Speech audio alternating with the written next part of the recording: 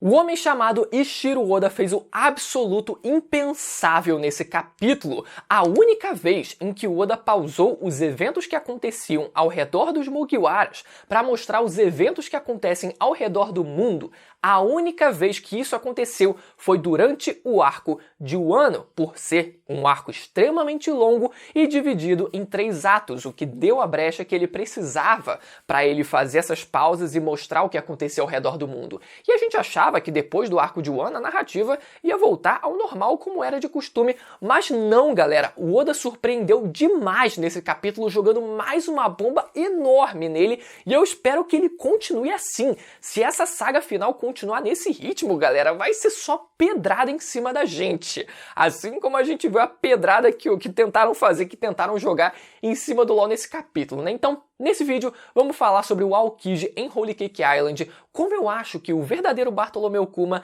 não é aquele que a gente pensa que é, e sobre a batalha entre o Trafalgar Law e o Barba Negra e o seu bando recheado de Akuma no Mi inéditas, galera. E hoje é uma data mais que especial para mim porque o canal está completando 10 anos de vida. Eu criei esse canal exatamente dia 14 de outubro de 2012. Muita coisa mudou de lá para cá. Eu quero até fazer um vídeo. Eu tenho pensado em muita coisa, né, que aconteceu e que mudou ao longo desses 10 anos, né, mas eu queria talvez fazer um vídeo ali para falar um pouco sobre isso com vocês, mas por enquanto nada melhor eu acho do que comemorar esse dia com um review de capítulo de One Piece, porque foi exatamente como o canal começou, né? Falando sobre os capítulos de One Piece ali. Então eu queria aproveitar inclusive para agradecer todo mundo que se inscreveu aqui no canal nesses últimos 10 anos e deixa nos comentários inclusive em que ano você se inscreveu, né? E eu espero continuar aqui pelos próximos 10. Então, se você não for inscrito, aproveita esse momento inclusive para se inscrever e fazer parte dessa jornada que começou lá no arco de Punk Hazard, faz tempo, hein? E hoje a gente já tá na saga final de One Piece, mas ainda dá tempo de você entrar pra esse bando. Agora deixa eu te perguntar uma coisa, você já se pegou pensando, meu Deus, será que meu cabelo tá caindo? Será que eu tô ficando igual Vegeta? Acho que todo homem já pensou, né? Eu mesmo já me perguntei isso e eu sei que a preocupação nessas horas bate forte.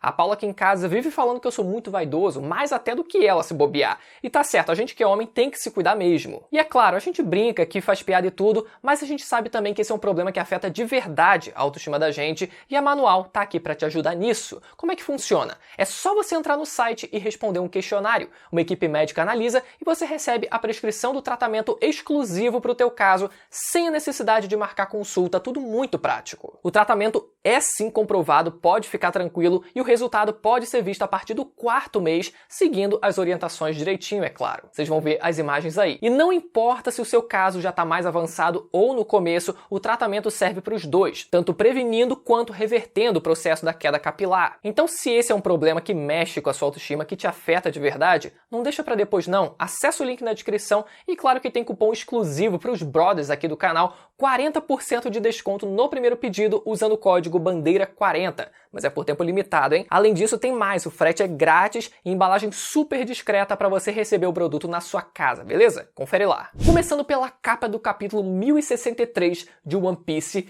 Cracker completamente congelado e o detalhe, a Purin sendo sequestrada. Esse é um detalhe muito importante, fiquem ligados. Mas o Cracker, galera, não ouviu os conselhos da mãe, saiu mal agasalhado de casa e foi pego pela friagem do Aokiji e foi completamente congelado. Ah, galera, tenho pena, sinto pena porque o nosso homem Cracker, que conseguiu tancar socos do Gear 4, conseguiu cortar quase que metade do braço do Luffy no Gear 4, foi completamente subjugado pelo Aokiji. Pode ter acontecido um pouco de luta ali, né? Mas o Oda, sendo uma história de capa, decidiu correr só para mostrar o resultado.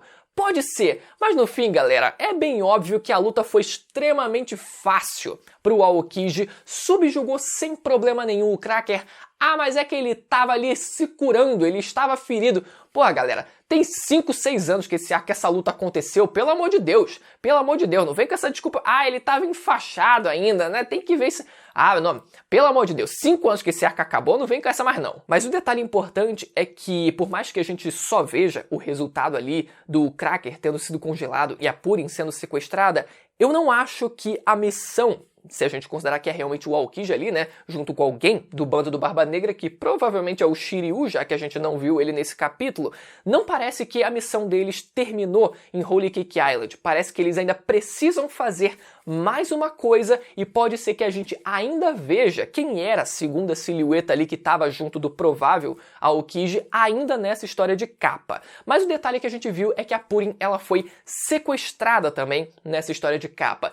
E esse é um detalhe muito importante, porque quando a gente pensa na habilidade que ela possui, né, de conseguir, ali, através do seu terceiro olho, dela conseguindo despertar a sua habilidade, não exatamente como uma Akuma no Mi, porque não é a habilidade de Akuma no Mi, mas também, de certa forma, conseguindo despertar a sua habilidade e, através disso, conseguindo entender, né, de uma forma diferente, mas no fim conseguindo entender a linguagem que é usada e o que foi escrito nos poneglyphs. Esse é um detalhe interessante porque quando a gente para pensar no Barba Negra e o fato dele sempre usar algo que protege ali o rosto dele, né, pelo menos a cabeça dele, seja quando ele era criança e usava uma boina, seja mais velho quando ele usava um lenço, seja hoje em dia que ele usa tanto um lenço quanto um grande chapelão gigante ali, desde que a Purim apareceu, eu sempre me peguei pensando se, quem sabe, o Barba Negra, ele em si, não pudesse ter também essa mesma habilidade, ser também da mesma raça que a Purim,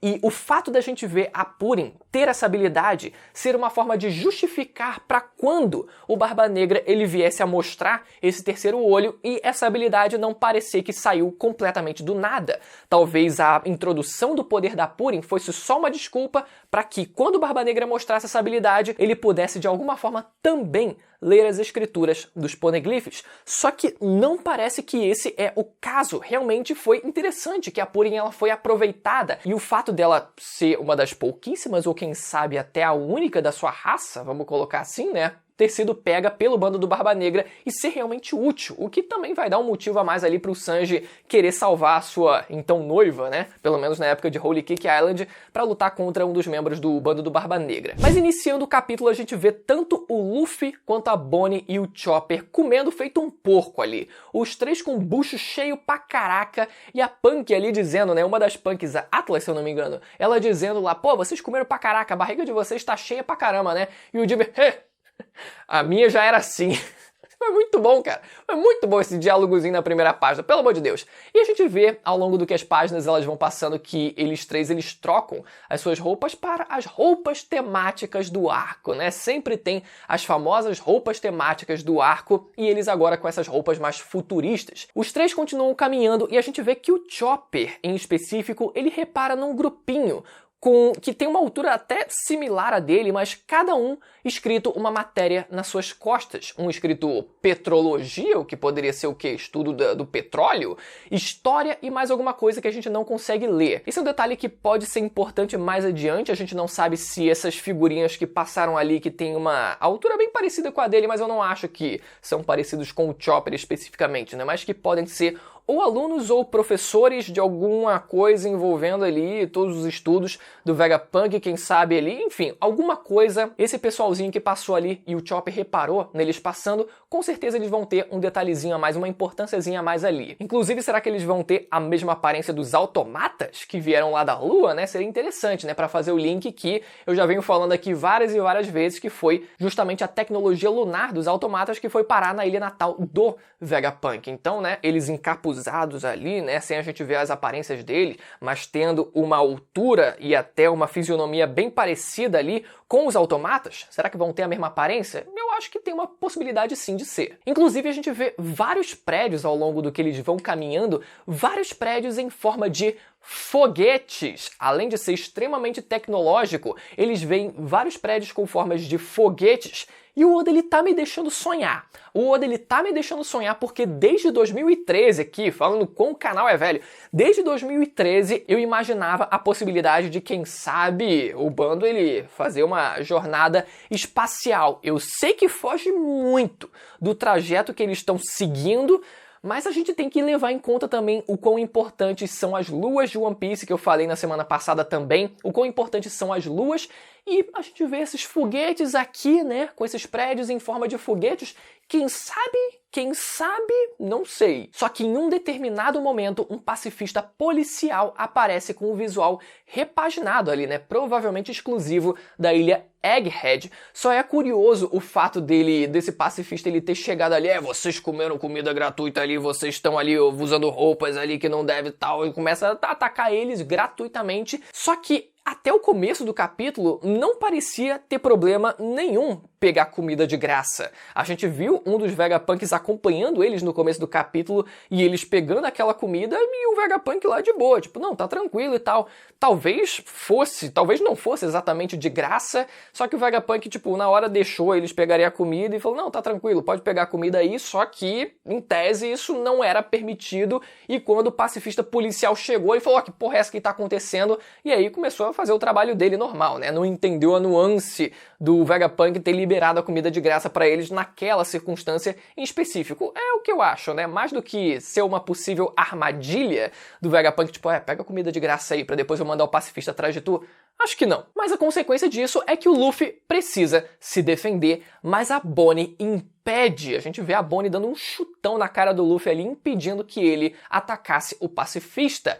E nisso, a Bonnie explica finalmente, não só pra gente, mas também para o bando, chorando, dizendo que aquele era o seu pai e que era para eles não machucarem ele. Claro que não era exatamente o pai dela, né? Ali naquele momento era um pacifista, era uma cópia do seu pai, mas é o visual, galera. O visual não tem como ser ignorado. Naquele semblante ali, a imagem que a Bonnie tem é como se fosse idêntico ao pai dela. Ela não consegue diferenciar, fazer essa diferenciação. É como se realmente o Luffy estivesse dando porrada na cara do pai dela. E isso ela não tem como ignorar. A gente até viu uma cena dos dois antigamente, né, com a Bonnie criancinha e com o Kuma ali, né, mostrando o seu rosto de fato, sem o chapeuzinho que ele usava, sem as orelhas, se eu não me engano, de urso, que ele também costuma usar. Mas o detalhe nessa imagem é que o Kuma ele parece completamente sujo. E não só o Kuma ele parece sujo, mas por mais que a Bonnie ela esteja bem menor na imagem, ela é bem menor do que o Kuma,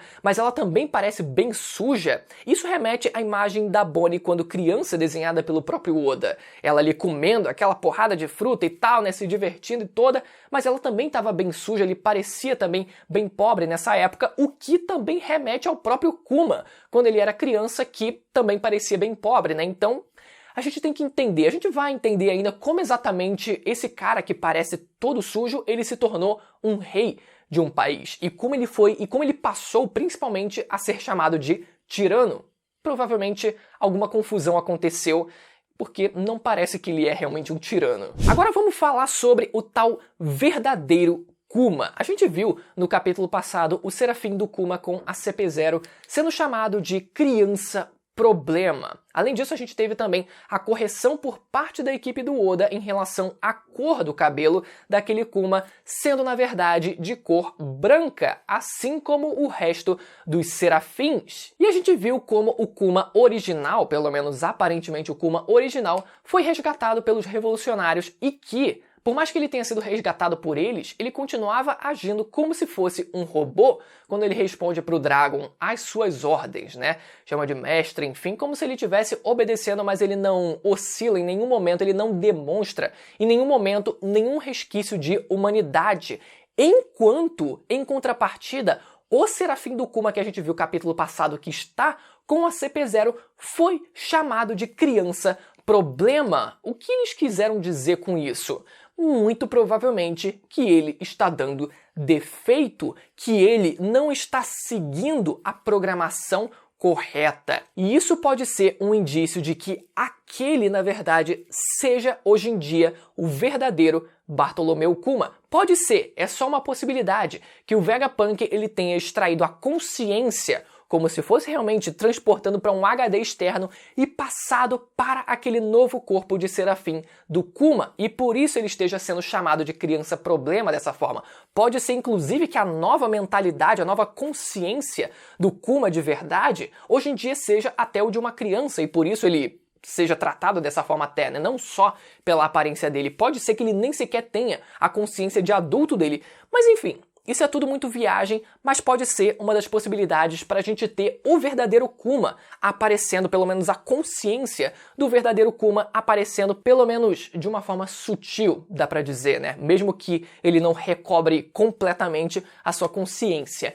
E uma das outras possibilidades que o Zoro ele teria para conversar com o Vegapunk, como eu falei pra vocês, poderia ser o Zoro ele pedir para o Vegapunk tentar conseguir desenvolver uma cura para o povo de Wano que acabou consumindo uma Akuma no Mi Smile e que não teve uma resolução. Eu levantei essa possibilidade porque o Zoro foi o Mugiwara que teve mais empatia com aquelas pessoas. Ele viu ali a morte do Yasuo na frente dele, todo mundo rindo ao redor dele, não entendendo nada.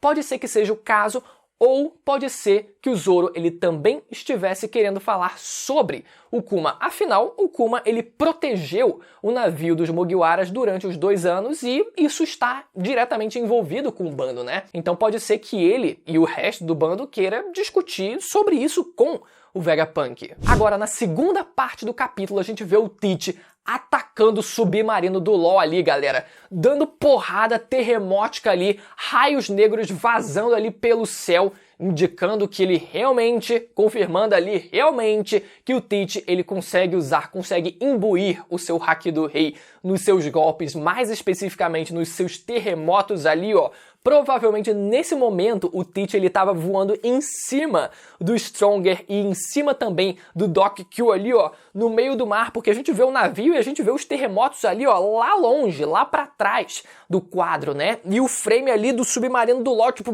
levando porrada, o buraco abrindo no submarino e eles sendo jogados ali, meu amigo. Tava o Teach loucaço ali, ó, dando porrada de cima pra baixo no navio, galera. Porrada comendo solta de verdade. E o LoL, quando a gente vai pra dentro, além do submarino ele ter um buraco ali pra eles precisarem fechar, o LoL e parte do bando foram transformados em mulher. Obviamente isso lembra bastante, né, o desenho do Oda do LoL com o gênero trocado, né, com exceção ali da cor do cabelo, se eu não me engano. E a gente só vai entender o que exatamente está acontecendo com o bando do LoL só nas próximas páginas, mas só por isso, galera, se o Crocodile der de cara com o Barba Negra, gente, com o bando do Barba Negra, só falta o Teach em algum momento encontrar o Crocodile e o Doc Q mudar, reverter o seu gênero e a gente, nesse contexto, ter a confirmação de que o Crocodile era de fato uma mulher. Bom, vamos torcer para que um dia isso aconteça, mas se acontecer, vai demorar. Por enquanto, a gente vê o LoL dizendo que aprendeu muito na recente batalha contra os Yonkou e ele diz que poderes de Akuma no Mi podem ser quebrados com um hack muito forte. Galera, vamos aos poucos aqui. Nesse momento ele faz ali, ó, uma força de hack enorme e ele consegue reverter de volta o seu gênero, anulando a habilidade do Doc Q, que a gente vai entender mais adiante, né? Mas vamos aos poucos aqui. Quando o LoL ele fala sobre ele ter aprendido muito na batalha contra os Yonkou, o que eu acredito é que ele se refere ao fato dele não ter conseguido teleportar com os Shambrus, nem o Kaido, nem a Big Mom, pelo hack deles protegerem o corpo deles. Ele explicita isso no começo da batalha no topo de Onigashima, né? Porque dessa forma eles conseguem criar uma barreira que protege o corpo deles, que impede o poder do LoL de adentrar, de penetrar o corpo deles. Só que o que a gente vê aqui é diferente. O que a gente vê aqui parece ser algo novo. O LoL, ao invés de usar o seu hack para bloquear a entrada do poder, antes que ele fosse atingido, antes que atingisse o seu corpo, aqui é diferente. O poder já tinha feito efeito, já tinha surtido efeito, e ele conseguiu expulsar o efeito daquele poder para fora do corpo dele. Isso parece ser algo novo. Pelo menos aqui, de imediato, não me vem nenhum outro exemplo dentro de todo o mangá de One Piece que possa justificar essa extensão do conceito de proteção do haki do armamento que a gente vê sendo aplicado aqui, nesse caso inédito, até segunda ordem, do LoL. Se vocês lembrarem de algum outro exemplo exatamente como esse, deixa nos comentários que aí nos próximos vídeos a gente vai retomando essa discussão aqui. E nisso a gente vê o bando do Teach akumadaço, galera. A gente vê as novas Akuma no Mis do bando do Teach, o Doc Q tendo a fruta da doença. O que é muito irônico quando ele conseguiu transformar o Law em uma mulher. Tipo, olha só, vou te transformar em mulher com a doença da mulher. Eu entendo que, nas entrelinhas, isso significa que ele provavelmente faz algo muito parecido com o que o Ivankov ele também consegue fazer, né? Conseguindo alterar os hormônios do corpo do Law e assim fazendo com que a taxa hormonal dele mude e ele se transforme numa mulher. Provavelmente é nesse sentido que o poder dele funciona. Mas quando você lê de forma superficial, parece muito engraçado, né? Tipo a fruta da doença. Aí, vou te passar uma doença, o nome disso é mulher. E infelizmente tá morta a teoria do Doc Q tendo a fruta do humano modelo Shinigami, que traduzindo significa Deus da Morte. Galera, eu curtia muito essa ideia porque o Doc Q ele tem toda essa pegada de doença barra morte, ele carrega aquela foice dupla dele, sabe, de dois lados, que, bom, representa ali a arma de um Shinigami, de um Deus da Morte, né, que a gente vê clássico ali, né, usando uma foice. Enfim, tinha muito essa pegada e eu curtia muito essa ideia. Mas infelizmente não foi esse o caso. Seguindo, a gente vê a fruta do Van Augur, tendo a fruta do teletransporte. E também está morta a teoria do Lucky Who, tendo essa fruta do teletransporte. Gente, tinha maluco que levava isso quase como se fosse uma confirmação de que o Lucky Who tinha a fruta do teletransporte porque ele no começo do mangá se movimentou muito rápido para matar aquele random. Pelo amor de Deus, né? Mas enfim, também tá morta essa possibilidade, mas ao mesmo tempo foi legal que o Oda ele ainda conseguiu utilizar esse poder de fruta com algum outro personagem. Vamos ver como é que vai ser a interação disso contra o Usopp, né? Com ele conseguindo se teletransportar para lugares mais próximos, para lugares mais distantes, e o Usopp ele tendo que usar o seu hack da observação para conseguir prever para onde não só, quem sabe, ele fosse teletransportado, mas para onde também o Doc Q fosse se teletransportar. E com o hack da observação, o Usopp ele conseguiria prever para onde o Vanargo ele iria. E essa provavelmente vai ser a chave para o Usopp ele conseguir mirar e direcionar os seus tiros para a direção certa e assim, consequentemente, derrotar o Vanalgo. O terceiro do bando a gente vê que foi o Jesus Burgess tendo finalmente uma Akuma no Mi, e essa sendo a fruta da força. E a gente vê ele usando ali a fruta da força dele, levantando um blocão de pedra, um pedação da montanha. Inclusive, cada um dos membros do bando do Barba Negra demonstrou o uso dessa fruta, né? No caso, o Van Algor, ele transportou o Jesus Burgess para que ele fosse até a ilha lá onde o Law atracou e levantasse o pedregulho de montanha.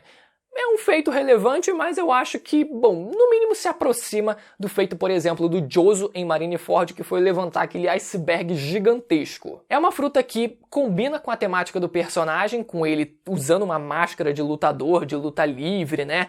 E os lutadores de luta livre precisarem de muita força física e ele, consequentemente, ter a fruta da força ajuda ele nessa temática de ter muita força física, porém é algo que ele já poderia ter sem nenhuma Akuma no Mi, né? Só que ele, como ele é um pobre coitado, ele precisou da fruta da força para dar um upgrade ali a mais na força dele. E outro upgrade que poderia muito bem ser possível seria o Lafitte conseguindo hipnotizar o Burgess para assim despertar o poder, a força latente de dentro dele. De onde é que eu tô tirando essa ideia? Vocês lembram lá no arco do Capitão Kuro, quando o Django ele conseguiu hipnotizar um dos irmãos gato lá e fazer com que ele ficasse muito mais forte fisicamente, só que ele perdesse o controle da sanidade dele? O Lafitte, tendo a habilidade de hipnose, poderia muito bem reproduzir esse feito, também conseguindo hipnotizar o Burgess. É uma saída, não sabemos se o Oda pensou nisso. Se ele pensou, eu tenho certeza que ele vai usar porque a ideia pelo menos é interessante e daria um outro upgrade de força além do que ele já ganhou agora com essa fruta. Outro detalhe também é que o LoL ele justifica o aumento das recompensas do bando do Teach pelo fato deles terem ficado mais poderosos por conta do poder das suas frutas. E é um detalhe curioso, porque quando a gente lembra do Teach, da primeira vez que ele é de fato introduzido pós-timeskip, a gente vê a recompensa dele de 2 bilhões, 247 milhões e talvez uns quebrados ali. Mas logo depois que ele sai da ilha dele e vai pegar a fruta da Hancock, quando ele aparece lutando contra Hancock, ele já tem uma recompensa de quase 4 bilhões. E o que aconteceu no meio disso para ele ter um salto de mais de 1,5 bilhão de recompensa? Eu acho difícil que a justificativa disso é que o bando dele conseguiu outras Akuma no Mis, então o Teach conseguiu mais 1,5 bilhão de recompensa. É meio esquisito. Mas o Teach finalmente aparece montado em cima do Doc Kill e do Stronger, galera. Uma cena muito engraçada dele ali naquela página dupla montada em cima dos dois, o que representa muito o que é o Teach, né? Montando em cima ali, ó, dos membros do bando dele. E o Stronger, inclusive, o cavalo do Doc Kill, que também tem uma Akuma no Mi, a Zoan mítica do cavalo modelo Pégaso. Mais uma Zoan mítica ali pra conta, galera. O Oda ele decidiu chutar o balde mesmo. É Zoan mítica pra todo mundo. Então o Teach explica que ele esperava encontrar um dos supernovas ali, só que o detalhe é que essa ilha não parece ser a ilha pirata que tá sob a posse, né, sob o domínio do Barba Negra, mas eu posso estar enganado, né, mas pelo menos não parece ser aquela a ilha.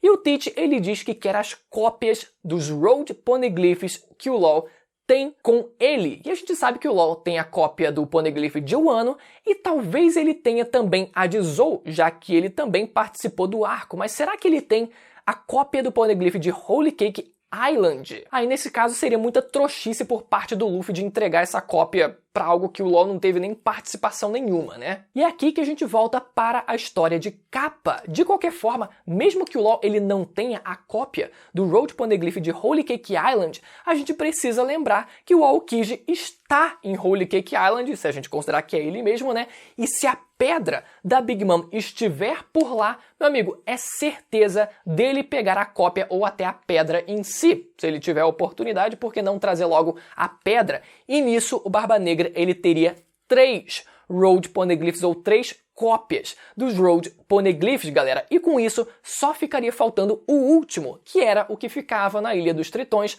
protegido pelo Barba Branca, e a gente não sabe se foi parar na Ilha Sphinx, que é, né, hoje dominada, ali, protegida, melhor dizendo, pelo Marco, ou se, quem sabe, durante o time skip, o Barba Negra passou por lá na Ilha dos Tritões e pegou a fruta, ou se agora tá com o Evil e vai ser pego pelo Barba Negra quando eles se enfrentarem. Mas o fato é que o LoL tá bem confiante de si nessa batalha, mas convenhamos, né, galera? Convenhamos que, bom, cara, é o Teach e o bando dele recém-acumado contra o Trafalgar Law praticamente sozinho, porque o bando dele só tem random.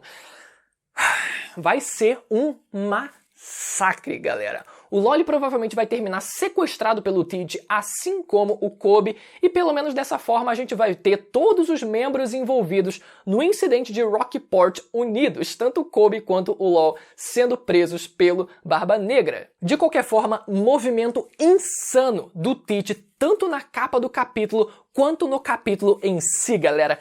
3 de uma vez que ele vai conseguir 3 cópias de Road Poneglyphs de uma vez e só vai ficar faltando o último que a gente precisa, só vai faltar saber a localização dele. Só diz, Oda, só entrega onde é que tá, pra pelo menos a gente já ter um norte pra onde será que as coisas vão caminhar.